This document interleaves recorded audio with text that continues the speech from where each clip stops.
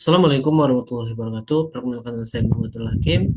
Pada video kali ini saya akan membahas tentang hubungan antara kelas dan abstrak.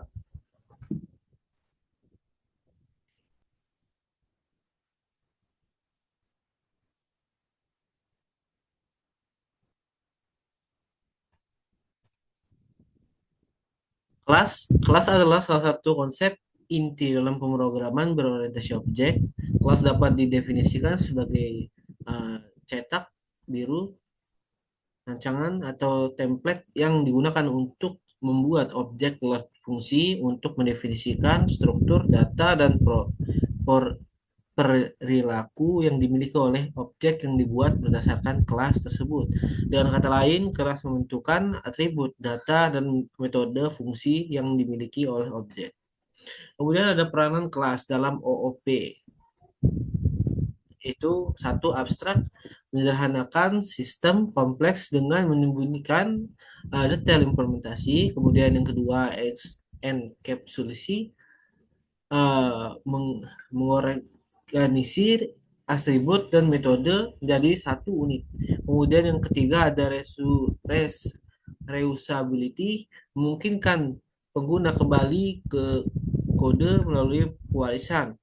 Modularasi, membantu membagi kode menjadi modul-modul yang lebih kecil dan terorganisir. Kemudian elemen kelas. Kelas terdiri dari elemen-elemen sebagai berikut. Yang pertama itu atribut, variabel yang menyimpan data dari suatu objek. Kemudian ada metode, fungsi yang mendefinisikan perilaku objek. Yang ketiga, konstruktor, metode khusus yang digunakan untuk menginstalasi atribut ketika objek dibuat.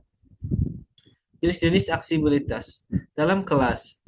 eh, Kelas dapat mengatur aksesibilitas atribut dan metode. Publik dapat diakses dari mana saja. Kemudian privat hanya bisa diakses dari dalam kelas. Protect, protected dapat diakses oleh kelas itu sendiri dan kelas turunannya.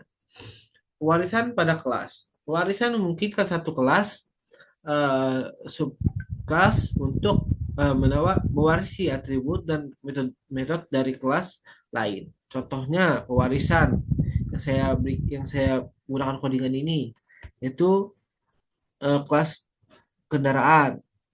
Jadi ini merupakan warisan ya teman-teman.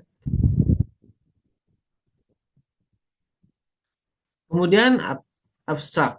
Abstrak adalah suatu konsep dalam pemrograman berorientasi objek yang digunakan untuk mendefinisikan kelas abstrak atau metode abstrak.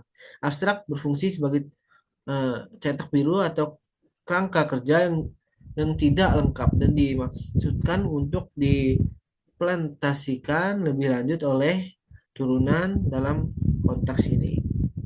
Konsep dasar abstrak. Kelas abstrak.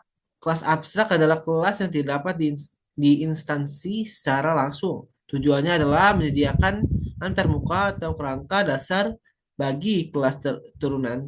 Kemudian kelas abstrak batasan mengandung metode abstrak. Kemudian yang kedua ada metode abstrak. Metode abstrak adalah metode yang hanya dideklarasikan tetapi tidak memiliki implementasi. Kemudian yang kedua, subclass wajib menyediakan implementasi concurrent untuk metode ini. Ciri-ciri abstrak tidak Ciri-ciri abstrak antara lain tidak lengkap. Kelas atau metode abstrak tidak dapat digunakan secara langsung karena mereka tidak memiliki implementasi penuh. Kemudian kerangka dasar. Mereka hanya menentukan apa yang harus dilakukan, tindakan atau perilaku tanpa menjelaskan bagaimana hal itu dilakukan. Kemudian diterapkan oleh subkelas, implementasi, kontrol diserahkan kepada subkelas yang mengeluarkannya. Kemudian meningkatkan konsentrasi, memasukkan bahwa semua subkelas memiliki metode yang sama dengan implementasi mereka sendiri. Manfaat abstrak.